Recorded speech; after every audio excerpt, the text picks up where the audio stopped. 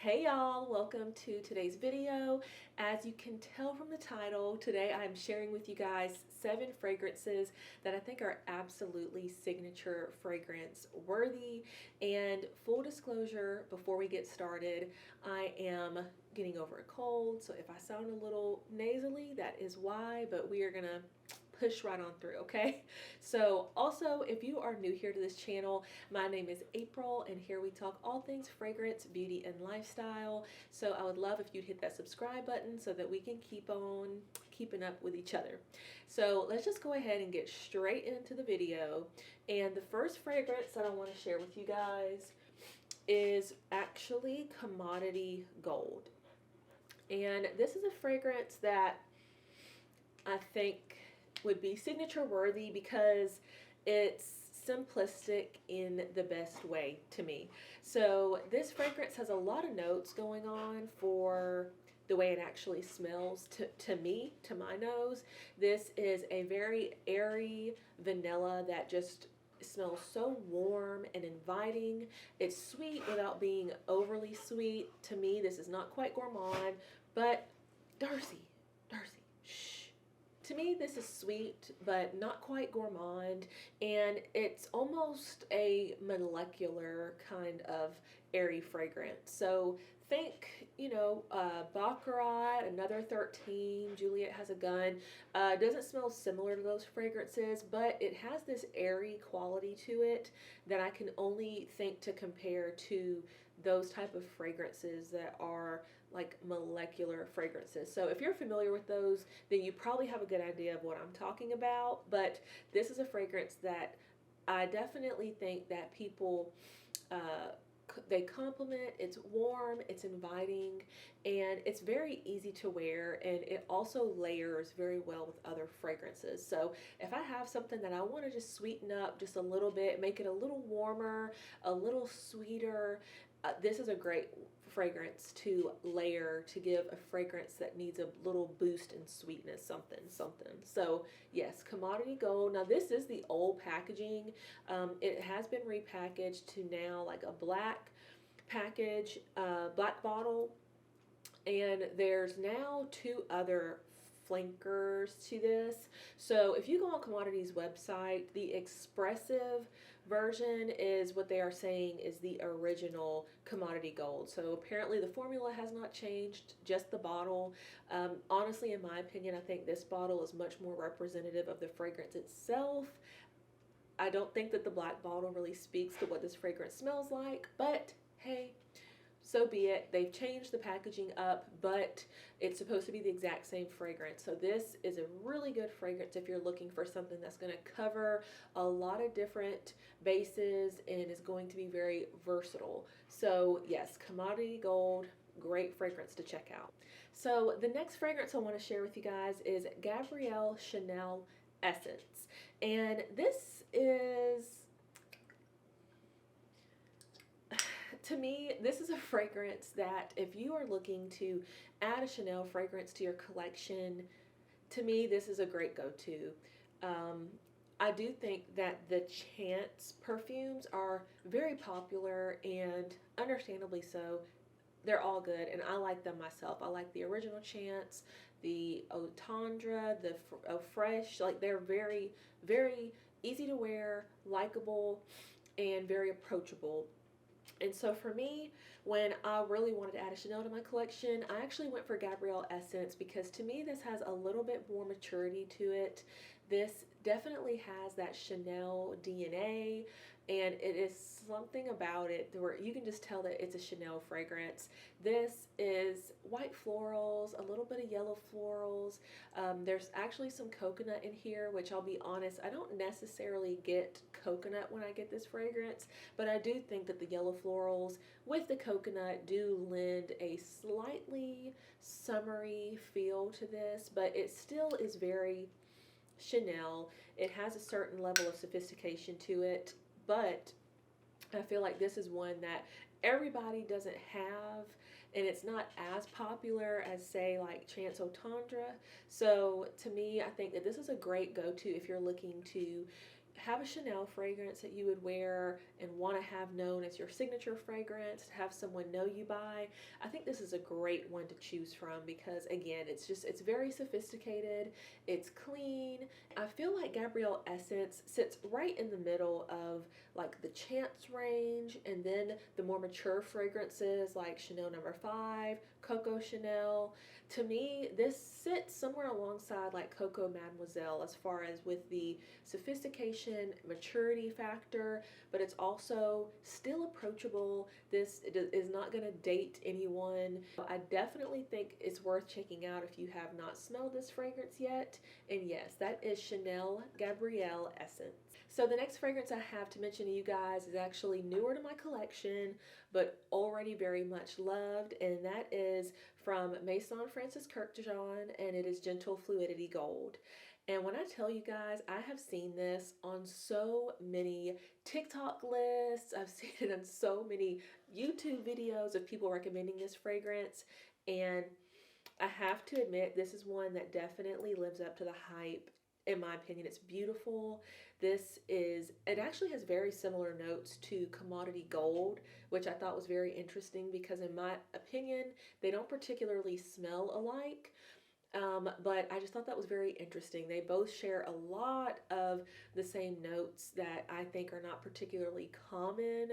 They both have juniper berries and I believe cedar in the notes as well. So I thought that was kind of interesting, but this is such a beautiful vanilla. There's some amber in this fragrance. It is sweet and woody, and I know there's no roses listed in the notes, but there's definitely this watery rose note in this fragrance. And on first initial blast, I definitely was reminded of Rose's Vanille from Mancera, and it changes pretty much right after that initial spray. In the opening I get that, but it then definitely develops and becomes a little more woody. That amber comes out, and this is just absolutely beautiful. This is something that truly is versatile in the sense if I could wear this to work, I would throw this on for a date night. I would throw this on going to run errands if I'm feeling particularly bougie that day. I mean, this is something that I think is going to work in any and all settings. Very similar in the way that Baccarat is a very versatile fragrance in my opinion. It's really hard to pinpoint any occasion that it wouldn't be appropriate for. I think the same speaks for Gentle Fluidity Gold. This is one that I would wear every day gladly, and it's one that I really would love for people to associate me with. So while it is a little bit on the pricier side, if you are looking for a fragrance that does it all, and I mean does it all, Gentle Fluidity Gold, you cannot go wrong. Chef's kiss, beautiful, love it. So happy to have it in my collection, and I would highly recommend for a signature fragrance. So the next fragrance I want to share with you guys, I guess you could say has been around for a little while now, but is a classic to me. This is Mon Guerlain from Guerlain, and this is a spa in a bottle. I mean, it's cozy. This is relaxing. This is elegant and still somehow manages to be young. It's beautiful. It's lively. This is lavender. There's a little bit of citrus in here. There's a little bit of rose. There's tonka bean, vanilla, patchouli. It's beautiful. To me, this is a classic. It never gets old. If you are a fan of YSL Libre, to me, this is the much softer, more feminine version of that fragrance. They're not particularly interchangeable for each other. I'm not saying that, but I do think if you like the lavender in YSL Libre, that you would probably like Mon Guerlain.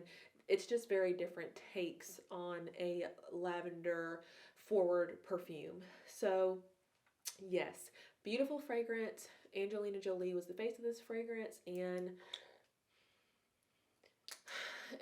I do wonder if this is what she smells like. But anyway, I'm going off on another, that's another video, but this is such a beautiful fragrance. You can actually find this pretty affordably priced nowadays, and yeah, It's a love.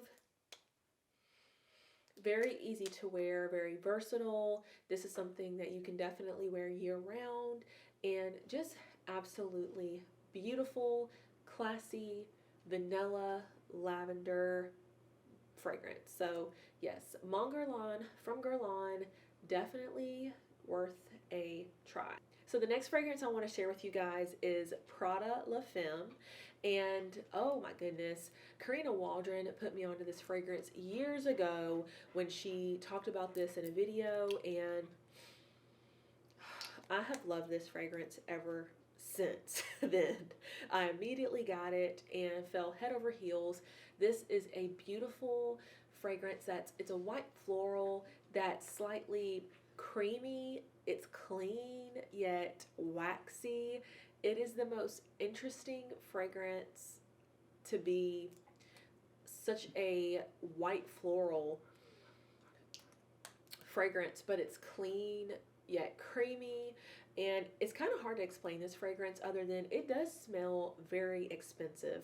And you can actually find this pretty affordably priced on a lot of like fragrance discounter sites. And that's one thing I really like about this fragrance is it does smell very expensive. This smells very luxe, and there's something about it that I think exudes a certain level of like confidence because it's slightly, ever so slightly mature, but it's still sweet, and it has this creaminess that keeps it from just being sharp, loud white floral. So I love it.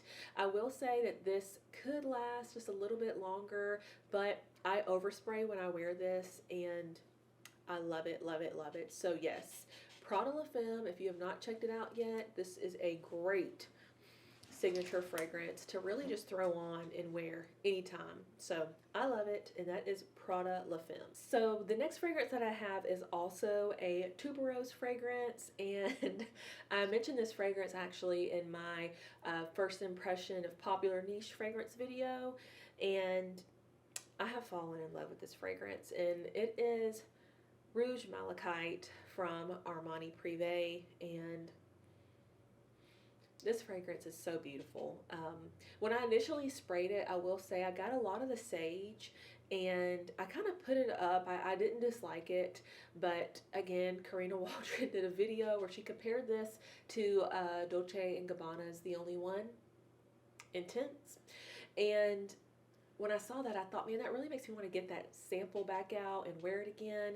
And so I wore it twice after that kind of inspired me to get it back out, and y'all, I fell in love with it. It's beautiful. The longevity on this on my skin was really good to me. This was just enough for wearing it to work for a full work day, and I got a lot of compliments on this fragrance, which it's so expensive that every time someone complimented me, I would just be like, oh, thank you, and on the inside I'd be like, dang it, now I need this fragrance. So it's beautiful. This is definitely a tuberose fragrance, but it's not headache inducing to me. It's unique because it does have that added sage note in there. There's obviously tuberose. Well, I'm a tuberose lover, and to me, this is it. Okay, it's beautiful.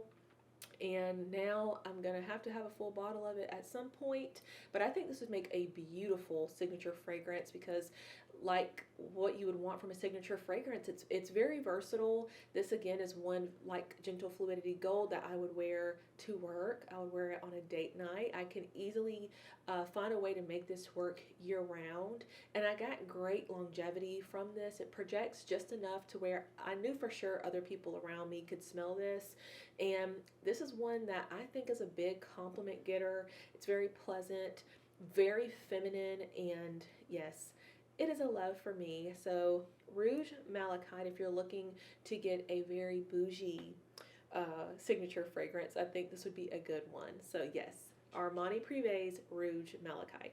And the last fragrance that I have to share with you guys is Jo Malone's Scarlet Poppy. And this is one that I've also talked about before on this channel, and this is one of my favorites.